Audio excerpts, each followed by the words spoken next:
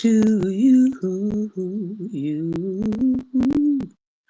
Good morning, good morning to you.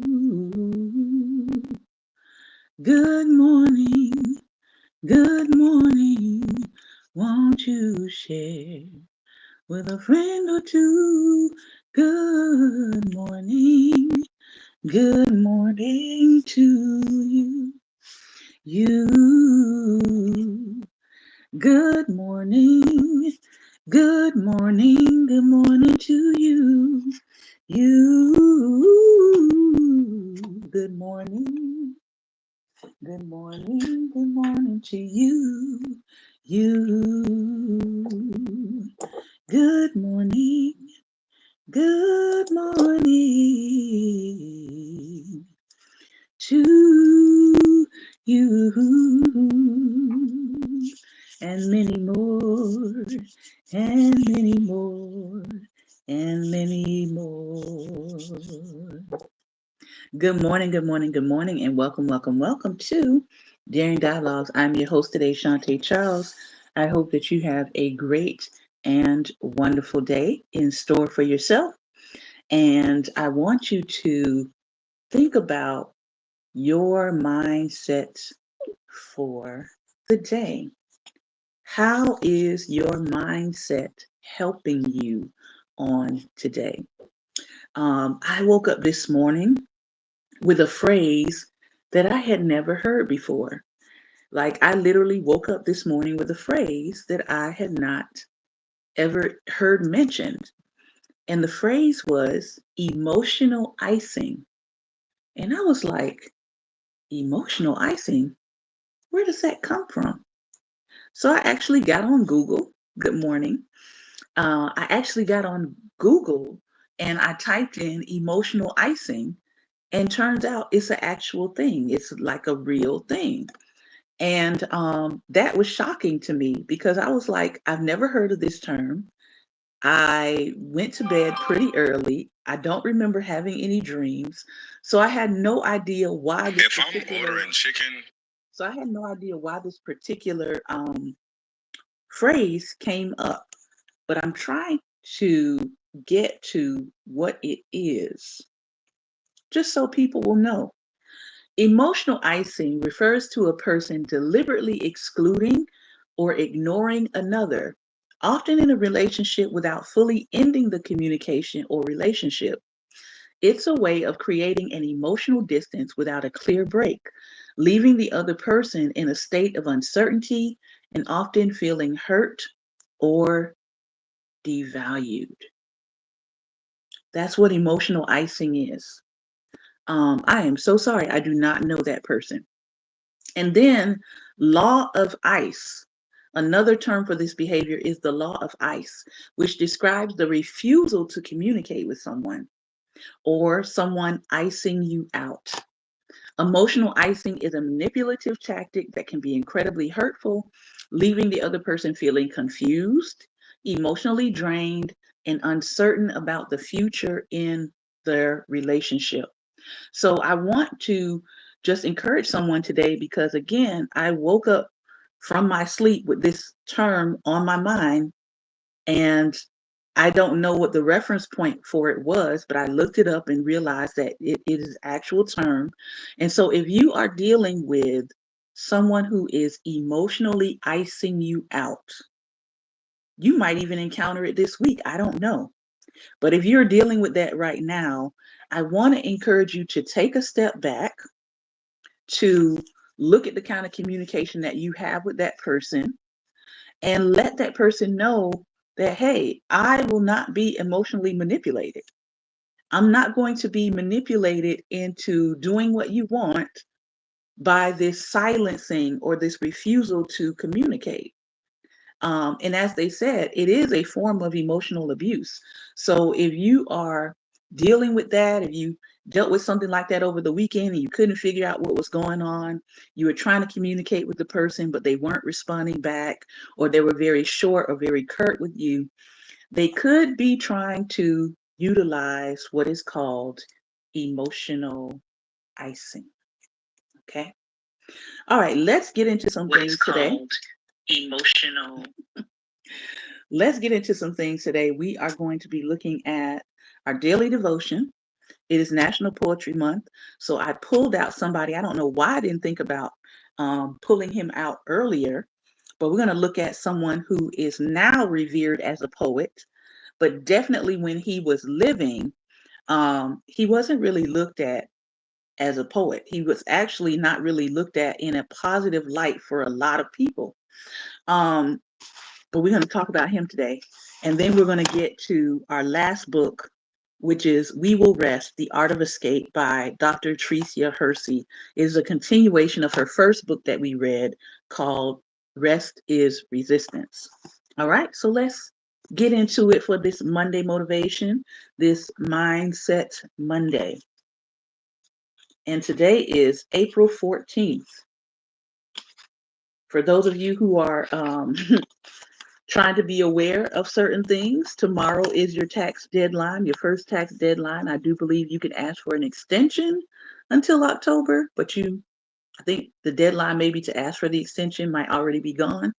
But April 15th is tax day, tax due date. Um, but then again, also with all the stuff that's happening with our IRS, some people are saying they might want to postpone doing their taxes this year. Now, as a business person, I wouldn't advise that. I would say do your taxes, get it out of the way, get things turned in, because tomorrow might not be the way you want it to be. Why put off today, as they say? What you can get done today. Think about it in that regard. But April 15th is your tax deadline. I also want to say happy belated birthday to Pastor Ben, who hopefully is going to be coming on with us a little bit later. But happy birthday to you. His birthday was this past weekend. April 14th, Smokey Robinson said this: from the day you're born until the day you ride in a hearse, there's nothing so bad that it couldn't be worse. Smokey Robinson. At every moment, you can make either of two cases for the condition of your life. You can point to evidence that it's a thicket of thorns, or you can point to evidence that it is a bed of roses. Mm, mm, mm. That's definitely one way to look at it. When you buy roses, have you noticed that the stem is always covered with thorns? When the thorns are removed, the flower wilts more quickly. That's why the thorns are usually left on. When you are presented with a rose, do you say, why are you giving me this stem with thorns on it? No. You focus on the positive. You admire the beauty of the rose. The same choice exists at every moment in life. Think of the young boy who brought home his report card heavy with poor grades. His mother asked, what have you to say about this? The boy replied, one thing is for sure, Mom. You know that I'm not cheating. Focus on the positive. Look at your surroundings and notice all there is to appreciate. Start by developing a gratitude attitude. Give thanks for the things you have and don't worry about what you don't. Notice the things that you take for granted, like a place to rest, comfort, and shelter. These necessities that we take for granted are important to our well being. Notice how much better you feel when you focus on the positive. At any given time, there are two attorneys in your mind. There's one gathering evidence for life is awful, and the other one is defending life is great. The jury is in, court is adjourned, life is worth living. The affirmation here: I will focus on the positive aspects of my life. Now, I have a lot to say about this. I'm not going to say it all today, but that brought me back to a time in my life where literally I lost everything, just about home, vehicle, job, didn't have it. My life was literally um, reduced down to one room, one room. And during that time, we were living in a transition home. with lots of other smaller families. We had to share a restroom. We had to share a refrigerator with 4 or 5 other families. And so our ability to have food was reduced to one shelf. So in my home that we have bought, when I look around and I go to my refrigerator, I thank God that I can open it up and have a refrigerator. I thank God that all the shelves are mine. I don't have to relegate myself to one shelf. I thank God for all the rooms that we have where we can have guests, where we can have our business, we can have a library, where we can have space to entertain people, where we can have space for all of my hundreds of books. Those things to me mean a whole lot more now that I went through that experience. So I don't take those things for granted. I was sitting on my couch over the weekend and I was looking outside and I could see the whole grassy plain out there with beautiful trees that are starting to bud for the spring. And it was peace and quiet around me. I was like, oh, I don't have to worry about volume. I don't have to worry about, I don't want to wake this person because I'm in a space where I have to be mindful of everyone else's sounds, not just my own. I can actually hear the birds chirping outside. All of these things for me are things that I take notice of more greater than I did before I went through those experiences.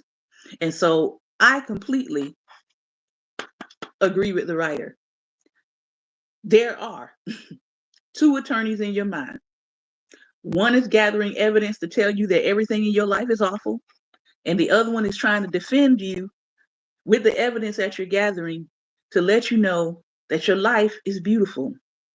Now, was the situation that I was in beautiful? Absolutely not. Did I get up every day saying, I need to get out of this situation? Absolutely did. Absolutely did. But every single day, what kept me going was finding the things in life to be thankful for, even though I didn't like the circumstances that I was in and that I was under. So I think about that now and I think about yesterday and I'm like, yes, that attitude of gratitude is something that has stayed with me. And I know that that is something that is continuing to carry me on as I continue to move through life. As Prince said, we are gathered here together, dearly beloved, to get through this thing called life. National Poetry Month, I had to break this gentleman out.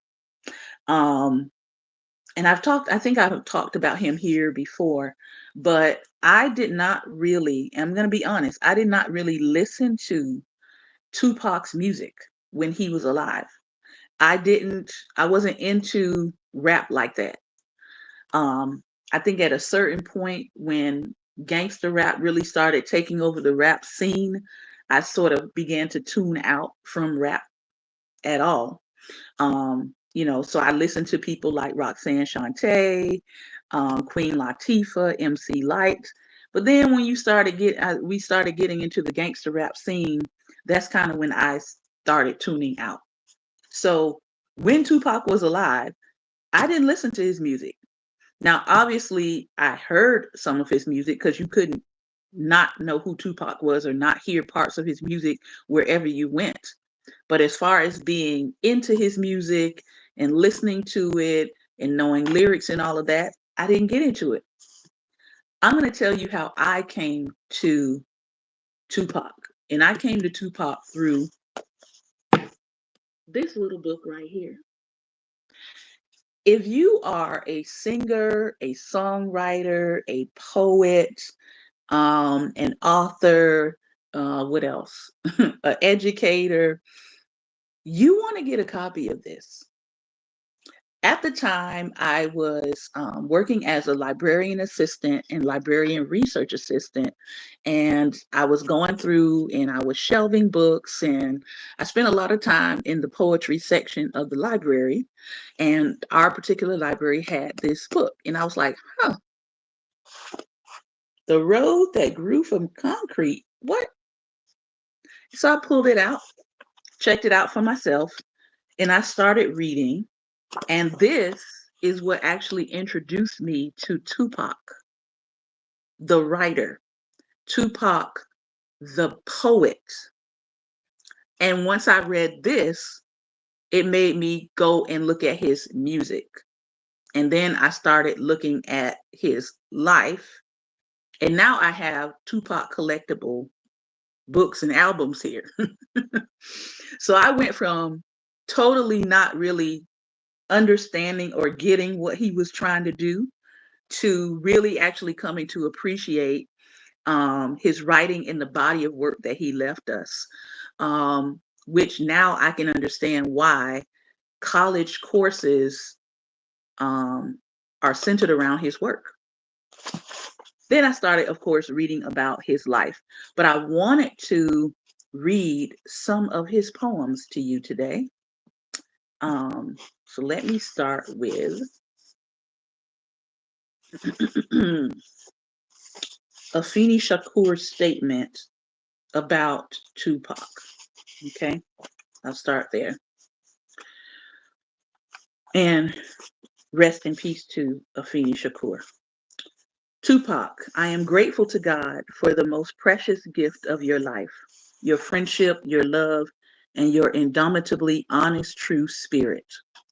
Sakiwa, wonderful woman, sweet child, courageous mother and sister, thank you for walking this earth with me. And Zinga and Malik, we continue to try to be better at preparing you for this world and this world for you. Create, love, and laugh. Gloria Jean and family, my sister, who has been our rock for over 50 years. We are the only children of Rosa Bell and Walter Williams Jr. I know they're smiling because we remember our duty to family. Outlaws, our Baltimore family, our Lumberton family, Lisa Lee, my team, Henry Faison and family. We love you all. And she gives notation to several different people here. And then she writes, all the high schools that let us read our poetry before the rest of the world gave us their permission. Karina Aboth, Reese Hogg, Dave and Herb Steinberg, Mac Mall, Tracy Robinson and Gobi, Talia and Devaney. Preface. Celebrate life through the music, through the spoken word, through the splatter of color on paper or wood or iron or canvas. But celebrate your life. Celebrate your ability to feel joy and sadness. Celebrate your ability to feel. Only then will we be free to feel. I thank God and all my ancestors for the artistic Tupac, for the poetic Tupac. There was never a day when Tupac did not appreciate language. The sound and the rhythm of words did not intimidate him. He sought to interpret his world using all the visual and linguistic tools available to him.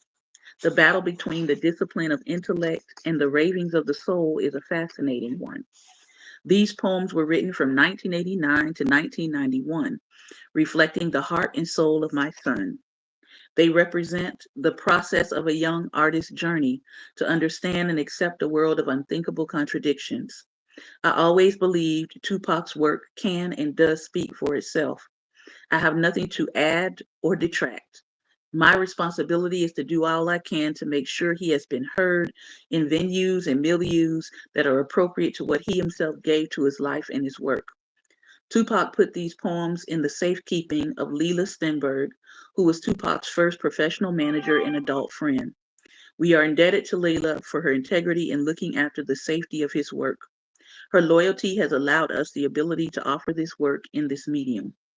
Tupac had quite a few friends whose actions regarding his artistic integrity reflect the subconscious belief that he is still in the room. We thank all those of his peers, friends, and business associates who continue to act as though Tupac were still in the room. Thank you, my beautiful and wonderful son. You're a perfect mirror of my soul. When you're not here, I measure the space you used to occupy. Large areas become vast and endless deserts of you not there. Afeni Shakur.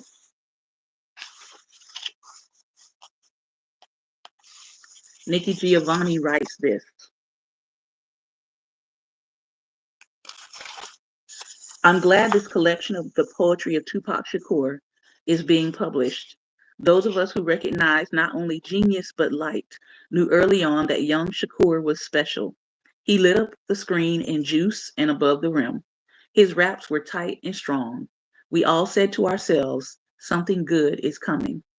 I guess it will always be the case that when someone brings a new idea, or more accurately, a truthful idea, there will be complaints. There will always be those people, especially those people who are wrong, who try to shut the truth and daring down. I remember when the Sugar Hill Gang started the new rap revolution and they were fun. Grandmothers in stupid movies would imitate their rap, and old men would return from cocoon and break dance. It was just so well cute to play off rap. Then along came Tupac. You don't see any senior takeoffs of his art. You don't see Hume Cronin and his friends hip hopping down the street to holla if you hear me. No garden parties with grandma bopping up to something to die for. So they found a name, gangster rap, to somehow distinguish it from what? Polite, nice, highly compromised rap. They tried to isolate that beautiful boy who was trying to bring on the truth so that they could flood us with the lies and excuses. People will stand up and really say stupid things like, I don't think profane language should be used, or they are always cursing and stuff. And I think they can make their point without bad language. But I always think that bad language is like school vouchers, lower taxes on capital gains, don't ask, don't tell, which silently or not so silently kills people who are different from what we want to think we are, but who in truth are not so different after all. Children have to be educated. The correct citizens to pay taxes are those who have money. People have a right to their own hearts, but mostly what I keep seeing is the emptiness of lives that have nothing better to do than judge and condemn. Tupac once said, only God can judge me. I say good for him. He had taken the step to understand that no matter what any of them say, you have an obligation to the universe to follow your muse.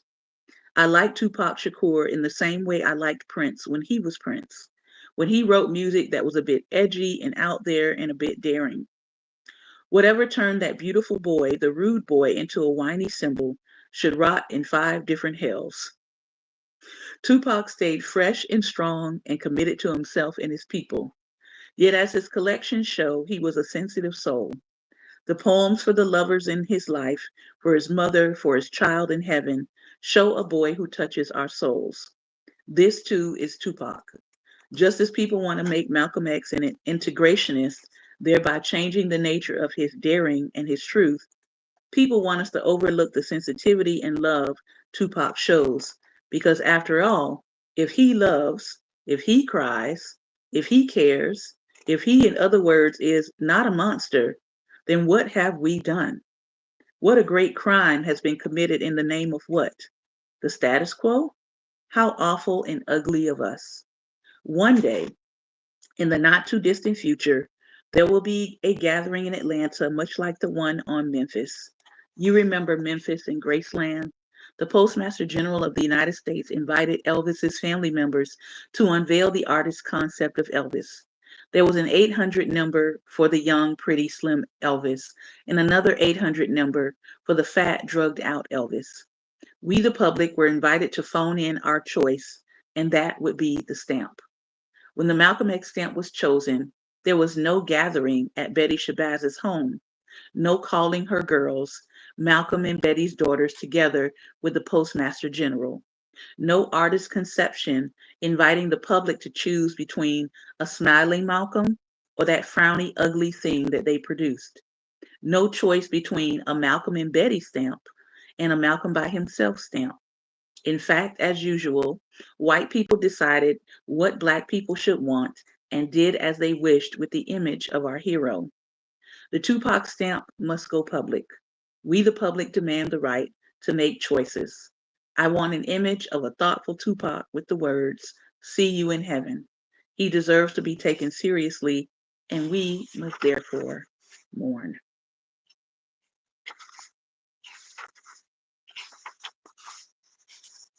The Rose That Grew from Concrete, autobiographical. I like the fact that this particular book shows you Tupac's original handwriting, and then it shows you the typed version of his poems. Good morning. The Rose That Grew from Concrete. Did you hear about the rose that grew from a crack in the concrete? Proving nature's laws wrong, it learned to walk without having feet. Funny it seems, but by keeping its dreams, it learned to breathe fresh air. Long live the rose that grew from concrete when no one else even cared. Sometimes I cry.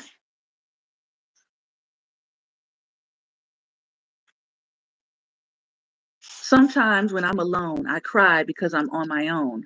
The tears I cry are bitter and warm. They flow with life but take no form. I cry because my heart is torn and I find it difficult to carry on.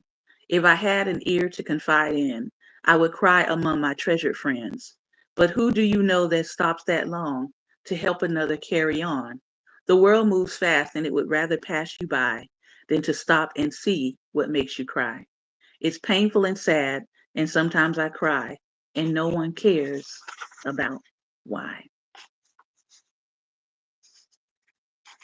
Under the skies above, after the miscarriage. My child is out there somewhere under the skies above, waiting anxiously for you and me to bless it with our love. A part of me, a part of you, and a part of this love we share will protect my unborn child who lives dormant out there somewhere. Sometimes in my dreams, I imagine what it would be like. How could I properly guide him, even when I don't know what's right? Whether he is born in wealth or poverty, there will be no deficiency in love. I welcome this gift of life given from God under the skies above.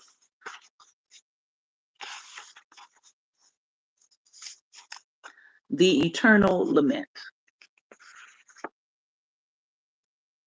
And if you're just coming in, we're reading the poetry of Tupac.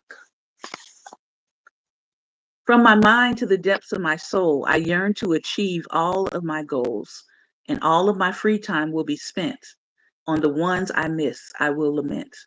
I am not a perfectionist, but still I seek perfection. I am not a great romantic, but yet I yearn for affection.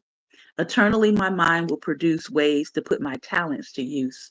And when I'm done, no matter where I've been, I'll yearn to do it all again.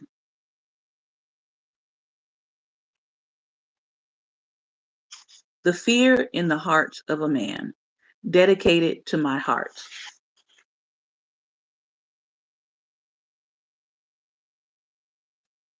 Against an attacker, I will boldly take my stand, because my heart will show fear for no man. But for a broken heart, I will run with fright, scared to be blind in a vulnerable night. I believe this fear is in every man. Some will acknowledge it, others will fail to understand. There is no fear in a shallow heart, because shallow hearts don't fall apart. But feeling hearts that truly care are fragile to the flow of air. And if I am to be true, then I must give my fragile heart. I may receive great joy, or you may return it ripped apart. Things that make hearts break. Pretty smiles, deceiving laughs, and people who dream with their eyes open. Lonely children, unanswered cries, and souls who have given up hoping. The other thing that breaks hearts are fairy tales that never come true, and selfish people who lie to me, selfish people just like you. Now, I'm going to read two more, and these are actually two that I bookmarked. Black Woman for Marquita. The day I met you, I saw strength, and I knew from that point on that you were pure woman to me, possessing a spirit that was strong. I want smiles to replace the sorrow that you've encountered in the past. And since it was strength that attracted me to you, it will take strength to make it last. My negative side will attempt to change you, but please fight that with your all. It will be your strength that keeps us both standing while others around us fall. Black Woman. And the last one I'm going to read. What can I offer her? All of my life, I dreamed of meeting one with immense beauty, and once I found her, I would charm her and she'd be mine forever.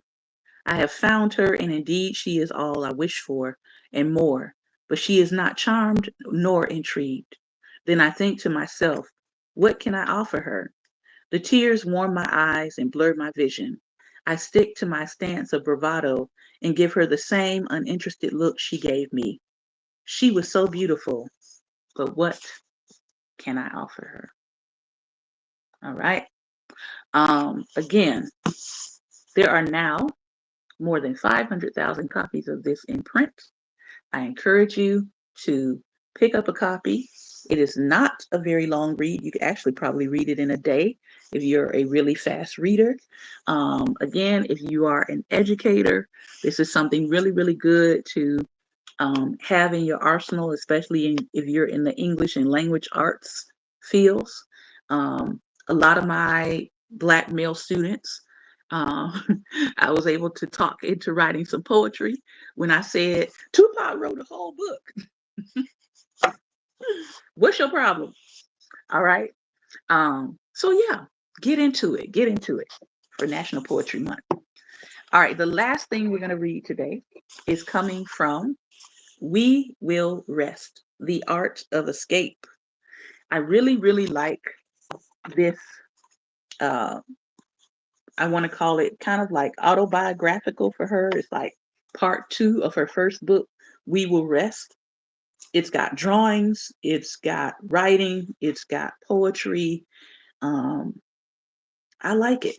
And it's also causing me to want to write and to draw myself. So I want to read this one poem she has in here.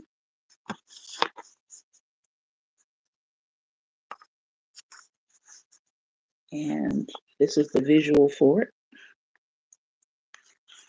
She has several poems in here, but this is just one. I wish we didn't need an escape manual. I wish we didn't need an escape plan. I wish we didn't need to steal away and snatch rest. I wish we didn't have to disrupt the lies of grind culture. I wish we didn't need to overwork to eat. I wish we didn't feel like our bodies belong to capitalism. I wish we didn't have to look outside ourselves. I wish we didn't need to reclaim our precious, fragile, and divine bodies. I wish we didn't need to resist. Mm, mm, mm. There is another way. We will rest, the art of escape, because rest is part of resistance. As the 92% have demonstrated, people do not like when Black people say they are going to rest. People do not like when Black people say they are going to sit it out. People do not like to see Black people, for some reason, making their own decisions about how they want to live their life. I'll tell you why. You want to know why? Thank you for asking. The reason why is because we still have a culture that needs to decolonize their mindset about Black people. Bottom line, there are people, unfortunately, in our world that still want to be our parents. Why?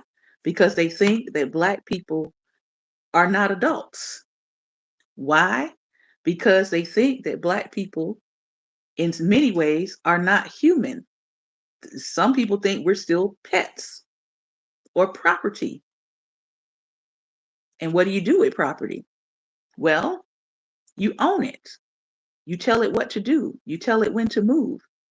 You take care of the property. You instruct the property. And unfortunately, we still have people that have not realized that your thinking is like you think of us as property. That's why you get upset when Black people have their own mind and their own thoughts and move the way that they want to move and not the way that you're telling them to move. Something to think about. All right. That's all I have for you today. Going to bring Pastor Ben on if he's still here, if he is here. And we're going to chop it up a little bit. Pastor Ben is going to give us his response today to,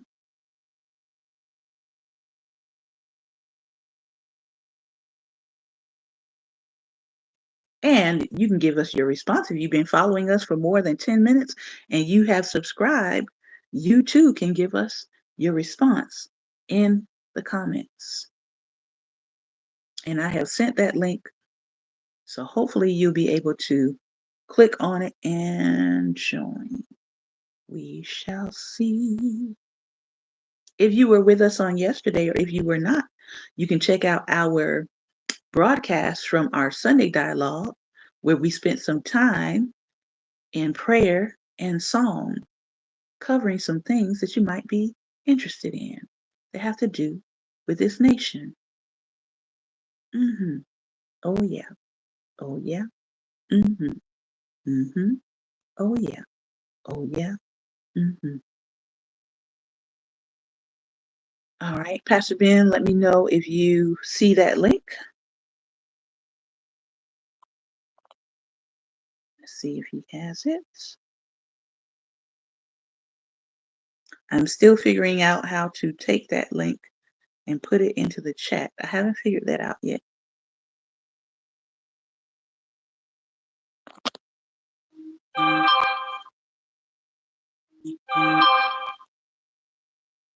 It hasn't come through yet. Okay, let me.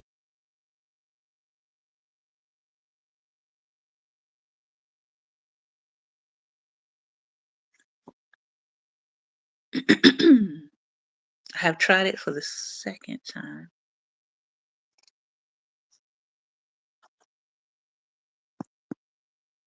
Thank you all for being so patient with me today.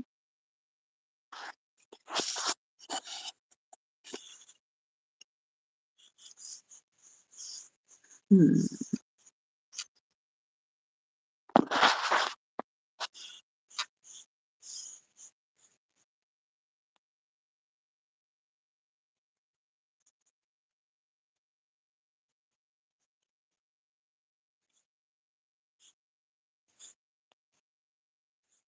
Copy link. All right, hopefully it's just.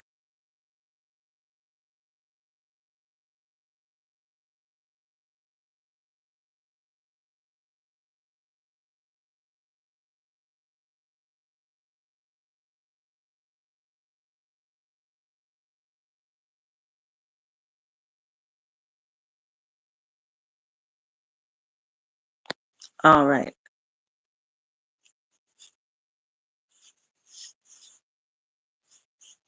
Mm,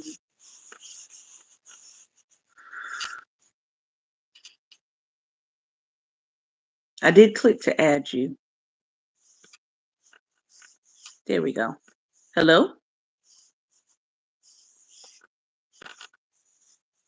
Can you hear us? Hello, hello, hello. We can't hear you or see you.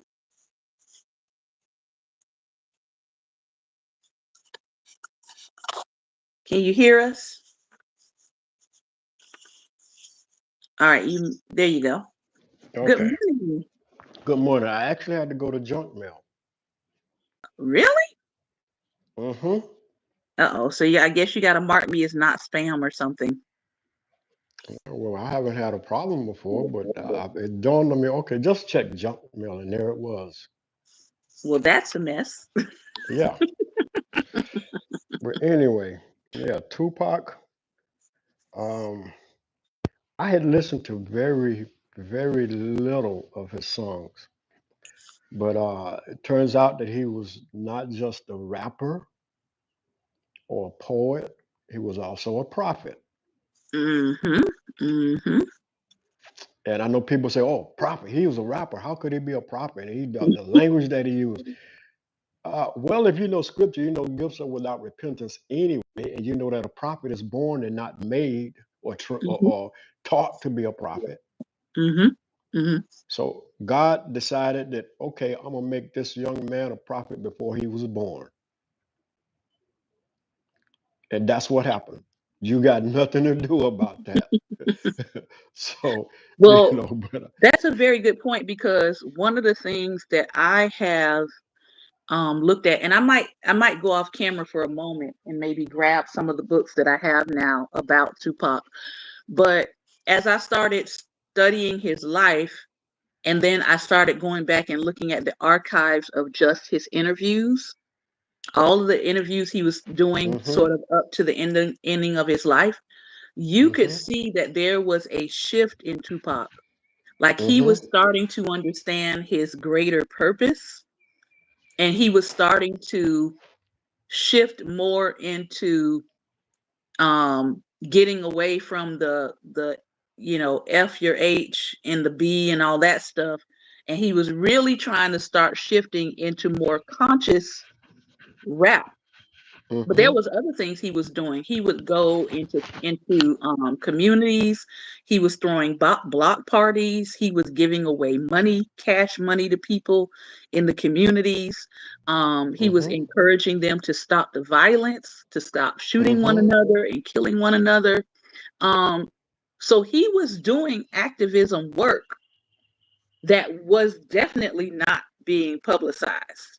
Um, and so towards the end of his life, you could see the shift in him of him mm-hmm, saying, I'm sort of tired of this industry image that people keep wanting to spin about me. This is who I am. This is what I'm about. Like when he lived in Baltimore, there to me, there's a real sense of his presence here in Maryland, in the Baltimore area. When he lived here, he was at the School of the Arts. He was he was dancing. He was into, modern dance. He was doing poetry. He was deeply involved in the arts. But again, those are not things that are widely publicized. You only hear about, oh, he was a gangster and mm-hmm, um, he shot an officer or something like that. But it's like he knew his rights, which is why he did not go to jail for shooting those officers, by the way. mm-hmm. Um, so I look at that and I think, man, like Nikki Giovanni wrote in the introduction, what have we done? What did we lose and what did we miss out from his genius that was not fully actualized because his life was cut short so fast? When I look at his Mm-hmm. life and I start studying his works, that's the thing that kept resonating with me over and over and over again. What did we lose in the genius of Tupac? Mm-hmm. Because there was some loss. Yeah. Yeah. And the family and community dynamic that he came out of, he was being raised to be a revolutionary. And our government did not want that. Mm-mm. So from very early on, he was targeted. I mean, his mother was pregnant with him while she was in jail. Mm-hmm. So from a very early age, he was targeted from the womb on. Mm-hmm. And if you start looking at the trajectory of his life, it's almost as if it's one of those things where did he even have a real chance? Like if you look at his life, it's amazing that he got as far as he did, knowing that there was a target on him from the time he came out his mother's womb. Mm-hmm. He was targeted Mm-hmm. because of who his parents were and because of the community that he came out of. He already had a target on his back. Mm-hmm. Well, our government is known for that. Let's speaking of Tupac and his mom and all those great people. Let's talk about the Black Panthers. Mm-hmm. See, because people know them as, oh, there's this militant communist group. No, they were. No, they were not. They were a community group. And as you said, Tupac knew, they knew their rights. They protected their own because they were being abused. Police officers will come in there like they're doing in many black neighborhoods right now Mm-hmm. and just run roughshod. They knew their rights. And when a black person stand up for their rights, it becomes a problem. Like the young man, um, man, the stabbed the guy, Carmelo Anthony. Mm-hmm. He told them, he warned them, and they came at him anyway. That is self-defense. I know self-defense laws. There's no way that he should have been arrested. Maybe brought in for questioning, but not arrested and charged with anything. That was self-defense all the way around. So, but now you got a black guy that killed a white bully that was targeting him, bullying him, messing with him, defending him his own life. Oh, so that's a problem. We don't want y'all defending yourselves. We just want to come in and do what we want to do. And that's what why the Black Panthers organized and came along. They also began what the government got rid of and took over: breakfast in school, free breakfast in schools, Mm-hmm. aftercare. See, these are the things that they started. So, no. See, and what they can't do while they want to erase our history, too many of us know our history and we're Mm-hmm. passing it on. So Yeah. it will not. So listen, when I was coming up, I didn't know my history. I didn't. All I learned was my ancestors were slaves, and that was that. As I got older, I began to learn more, and then I began to dig, and then I became a part of this broadcast called Daring Dialogues, and and it just blew up. So no, when we know who we are, it empowers us. When we know where we came from, it empowers us. This is Mm-hmm. why we can dance while they're living in chaos. Mm-hmm. See, we can Mm-hmm. relax and we can chill and we can rest. And as you said, they don't like it. Nope, not at all. They don't because we're supposed to be all discombobulated, running around in circles like they are, and they're trying to tell us, "Oh, well, you need to be out here with us." No, you chose that position.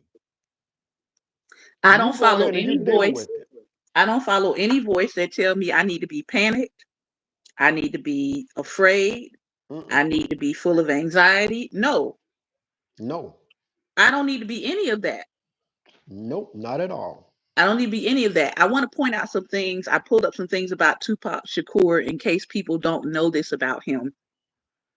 Not only was he using his music to address the issues of poverty, racial inequality, and police brutality, all Mm-hmm. three things that white supremacy hates for anybody to address. Okay, so we knew he was going to be a Mm-hmm. problem then.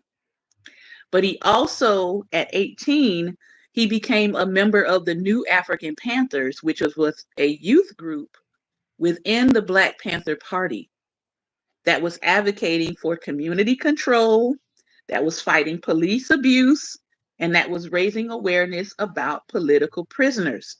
So, one of the reasons why Tupac was targeted was because people saw how he was putting his activism and putting his ideas in a very viable music form at the time that Black people were really listening to, Mm-hmm. called rap. Mm-hmm. So when he started adding that political commentary into his music with his album Tupacalypse Now, go back and listen to that album. He was showing his brilliance, that he was able to blend storytelling with political commentary set to music. And if Black people listen to that and start hearing it long enough, then that political commentary begins to awaken something within them. That political education begins to awaken something within them. His influence historically on the genre of hip hop, he was the first one that started initiating social issues like teenage pregnancy. Mm-hmm. and sexual abuse with Brenda has a baby. Other rappers were not doing that. So again, he's shattering these stereotypes about what the music form was supposed to do. So think about it. We've gone from socially conscious messages like Brenda had a baby to Zimmer, Zimmer, Zimmer, Zimmer, who do you think paid for that? Who do you think paid to devolve the art form into something that doesn't communicate anything to you at all but a beat? White folk. Okay? Every time people get on this conversation about what rappers are doing, they continue to leave out the overseers of the music industry, Mm-hmm. which own about 95 to 98% of music worldwide. Okay? These people own and run and control who gets out there, who gets signed, who gets distributed worldwide into the worldwide markets. So we're always trying to pinpoint the bug on the ground versus the ecosystem that the bug on the ground is in. Mm-hmm. This man created the code of thug life to politicize gangs and challenge systems of oppression while advocating for protection of the Black community. Thug, the hate you give, screws, and he doesn't use the word screw, he uses the other word, Mm-hmm. everybody. That's what thug meant. And then there was Mm-hmm. a girl who wrote a whole book about it called The Hate You Give, and they turned that into a movie. But that came from his philosophy that the hate that you give young people turns around and screws the community. When you don't take care of the young people in your community, when you don't educate the Mm-hmm. young people in your community, when you Mm-hmm. ignore the ills that are happening to young people in your community, Mm-hmm. that turns them into the thug. The hate you give turns them into the thug. Mm-hmm. That's a whole political theory that Tupac created. All right. Mm-hmm. So I want to share those things because sometimes people don't realize just how I didn't realize until I started studying him just how um coded and layered what it was he was doing and bringing to the community. So because of that, I have mad respect for what he tried to do. Were all his methods perfect? No. Did he make some mistakes? Yes. Even in some of his last interviews, he talked about those mistakes and regrets that he had. I think I respect that because he was very honest about his imperfections. He didn't try to make himself more than what he was. Final thoughts.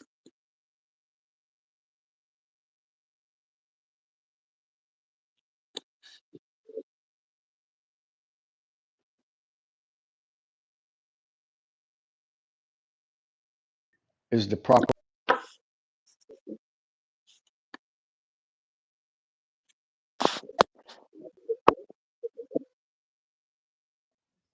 their job is done because at that point it's on autopilot. Mm-hmm. And see, this is what Tupac was coming against. He was shedding light on all these things. So, he had to go. Let's say that's like Malcolm X. Once Malcolm X actually woke up and started realizing a bunch of stuff Mm-hmm. and started teaching what he changed and started teaching, oh, Mm-hmm. he had to go. Mm-hmm. Martin Luther King, when he started talking about our money and what we need to do with it, he had to go. You can do anything you want, but don't you mess with our money that we want from you. See, And not you only know, that, when I started studying, and that's a whole other thing. When I was studying Malcolm, Martin, Medgar, the thing that I saw that all of these people have in common is the not so much of localized messaging. If you're only touching the local, you can stay under the radar. hmm They're not going to really bother you too much if you just have a local influence or a local impact. It is the globalization of your message. hmm It's the globalization of your message. It's when your message to the globe says, heal the world, make it a better place for you and for me and the entire human race. There are people dying. Uh-huh. Yeah, it's that. hmm It's the dearly beloved. Welcome to this thing called life that we're all called trying to get life. done. Uh-huh. Mr. It's Prince. I went to other parts of the world and I saw that there were Muslims that were black, that were white, that were this, that were that. And I realized Malcolm that X. my hmm message is needs to broaden in its hmm thought process. It's we are in this brotherhood of humanity. See, when you start talking like that, you're not a threat when your message is localized. You become a threat when your message is globalized. hmm Why? Because if the globe ever gets together and realizes that there are but a few who are controlling the masses, so we can't have the awakening out of a mass psychosis. We can't have that awakening. And anybody trying to stir a global awakening, you got a target on your back. Bottom line, hmm it is what it is. If people are listening to you and their eyes are starting to be open, their ears are starting to hear, if the blinders start starting to come off, if they're starting to realize that there's only a 0.1 percentage of a percentage difference between every human being, you're messing with their global plan of domination. And even if you didn't mean to step into it, the fact that you have makes you a target. hmm Final thoughts. Yeah, 2 minutes. Oh wow. You know what? You went somewhere just then. Um, you went from Prince to Malcolm X, and and what happened to all of them? They're gone, and not by natural stuff either. Not by. So And, oh, now let me I'm go. just going to say, I'm just going to hmm say, study the changers. hmm Yeah, yeah. Go find out Nipsey what they were Hussle. telling you. Go find out what they were telling you and what realizations they were coming to so hmm that you can stay awake. Yep. Nipsey Hussle bringing gang members together. Nipsey Hussle building a black self-sustaining community. Mm-hmm. Mm-hmm. He had to go. Mm-hmm. See, that's what this country is about. And the sooner Yep. we wake up and realize that, and we come together. But see, here's the thing: the message has gone global, and they did it Mm-hmm. with this last election. They don't even realize what they did. Well, here's the other thing. Who is a person who is carrying on both the legacy of Tupac and Nipsey and has declared that he is? Super Bowl.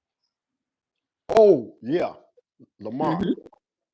Lamar. Yeah, and And so actually, now that again, he is, he actually is. and so again, he has already said those are the two legacies he's carrying on.